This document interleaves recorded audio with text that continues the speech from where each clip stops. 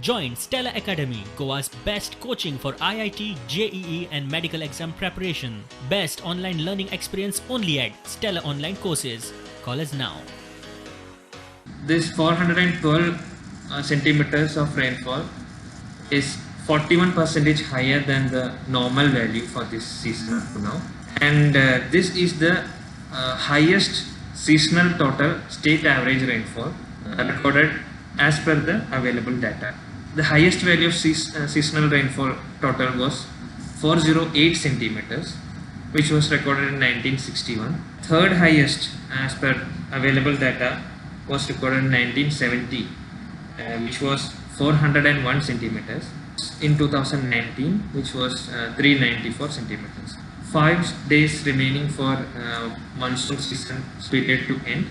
Goa's state average rainfall for southwest monsoon 2020 has already marked the highest value of rainfall as per the available data. As on today, we have 13 stations reporting rainfall daily, but in 1961 we had 5 stations which were reporting for coming 5 days. There is a trough that is passing from south Madhya Maharashtra across interior Karnataka. So this trough can provide light to moderate rainfall at almost all stations over Goa.